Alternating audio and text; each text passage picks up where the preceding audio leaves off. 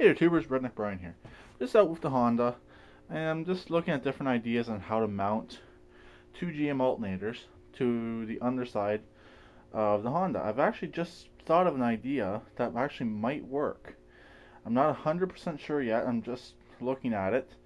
I did have the heat on, but I'm just about ready to go back in the house, so I was just looking, actually I was just about to go in, but then I just saw this idea. As you can see down there, there's the stock tensioner for the mower belt. What I'm thinking about doing is removing that and mounting the two alternators basically in its place to the front cross member, or sorry, to this cross member here. That's actually the engine cross member. It has nothing to do with the front suspension or anything. If you look, the front suspension's a fair bit behind it. So here's a typical GM alternator. Here's one of the ones I have.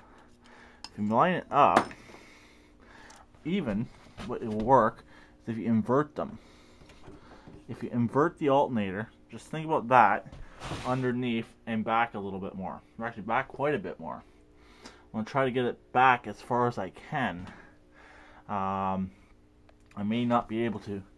And it's looking like I might have to reuse the stock clutch on here, which I don't really want to use.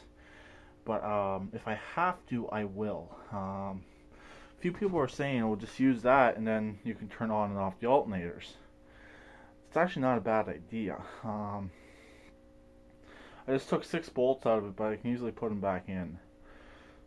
Might actually end up doing that. We'll see.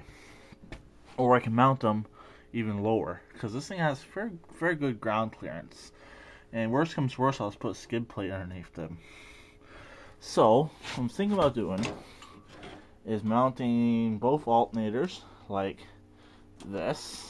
Sorry, you turn it here. I don't want to have to edit this video. Like this, basically underneath, but obviously forward. Be right around, right about there. So it's actually, right now, that would be touching that cross member for the front axle. If it goes right there, it'd be touching the front cross member. But if I can flip them around, I could. But I'd actually rather mount them like this. And just turn the alternator so the back contact here doesn't touch the frame. But there's one minor issue. There's this website I can get these parts off of, but they won't ship to Canada. So I have one person I'm going to ask if they're willing to buy the part for me. I'll obviously reimburse them and ship it to me. And I'm going to see if this one person will do this. And if anyone else is willing to do that, the parts themselves are worth about 24 bucks a piece. I need 2 of them for both alternators.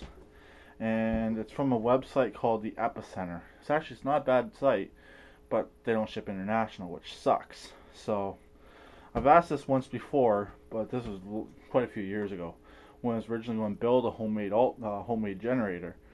But no bites. But if I can do this, if I can get these 2 brackets from the Epicenter, I'll post a link to the website below in the description. I'd actually be able to mount both these alternators right underneath, practically to that cross member, right under there, and it should work. See, this thing does have halfway decent ground clearance. It has about 8 inches of ground clearance, and the alternator is only about 4 inches, 4 to 5 inches. So it'll give it about 3 inches of ground clearance, which is tight, but it will work for the application that this thing will be driven in.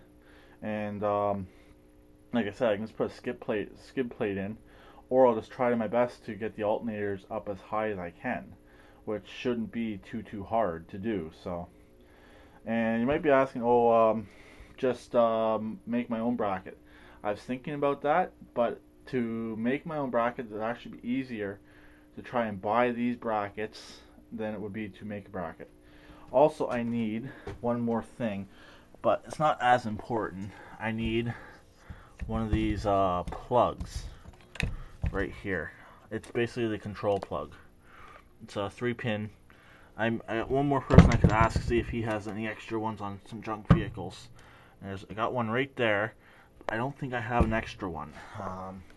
Remember seeing one a long time ago, I don't think I have one anymore, so I need a plug like that as well. It's just a GM alternator plug for one wire alternators. That's what these guys are, and they both do work. I have had them tested, but if they didn't work, they're just standard GM alternators. I can just swap them out for different ones, and got two good cores right here. So, and anyways, also I'm gonna have to put the V-belt pulleys on there, or I'm gonna make an attempt, if I can get it tight enough, just use what's on there, the belt pulley, and just put a V-belt on top, or modify it and weld on a pulley to the outside. I'd rather buy the pulley. You can buy those pulleys, so I'd just rather buy the V-belt pulleys for them. So anyways, that's what I'm up to right now. Like I said, I'm about to go in, getting hungry. So it wasn't really a waste taking all this apart because I needed the clearance anyways to mock up my alternators. So I'll post a link in the description, like I said, to that website. It's not a bad site. Fair amount of good stuff on there. Yeah, so check it out, and we'll talk to everyone later. Please keep it redneck like always, and please subscribe and comment.